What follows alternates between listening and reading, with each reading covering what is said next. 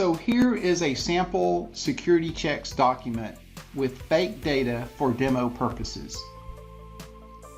Typically what we've told people to do is to take their mouse and try to click just to the left of T in the header bar, to the left of the word type. Hold down the left button and then drag down. But this can actually be very difficult, especially if the table's large. So I'm going to show you an easier option. I'm going to click outside the table to deselect it, and once again I'm going to click and place my cursor just to the left of the T in the word type.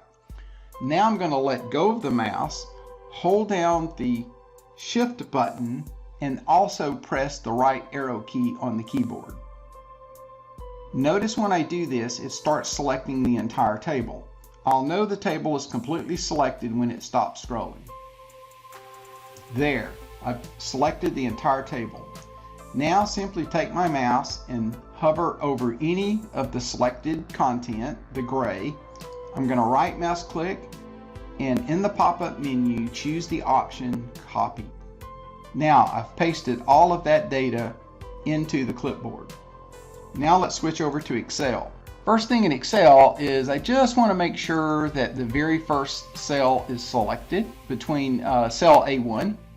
And now I'm going to right mouse click, and notice I have two paste options in the pop-up menu. One icon has a brush and one doesn't. I always want to choose the second one, which is just going to paste in the raw data. So I'm going to click that, and now my raw data has been successfully pasted into Excel. The next thing I need to fix is the column widths. They're narrow and some of the data is not visible. I'm going to show you the easiest way to handle that problem. You see the triangle, gray triangle in the upper left corner of the spreadsheet between the A and the 1. Put your mouse over that and click it. What that does is select the entire spreadsheet. Now you can simply move your mouse over to the right and place it between any two columns. It does not matter. You just want to make sure that your cursor changes to the shape of the vertical bar with the two arrows pointing left and right.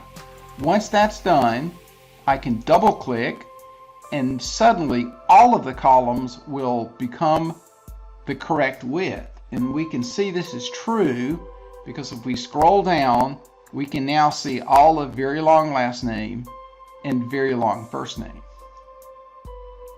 Now let's scroll back to the top, and our next option is to sort the data because our vacation checks are interspersed with other types of checks, and we would like to have those together.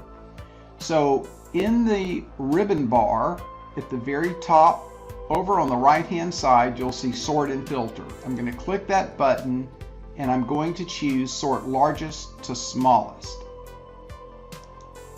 Once I click that, all of my data has been resorted. Now I have vacations at the top, and even the second column, the beat column, is also sorted appropriately. If I wanted to, I could come down and select the non-vacation rows, and I could delete those, but that's optional. You can leave them if you want. Finally, we need to get ready to print. One thing I'm going to do is click Page Layout in the menu bar at the top, and then come over to Grid Lines and click the Print Grid Lines checkbox. That will ensure that when I print, the grid lines will appear. Finally, we want to go over to the File menu and choose Print. And it will show us what our printout is going to look like. But notice some of my columns aren't showing up. This will usually not be a problem, but was only a problem here because of a long name.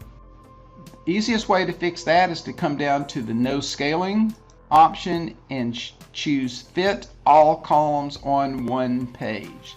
That will shrink it just a little bit in order to get everything on a single page.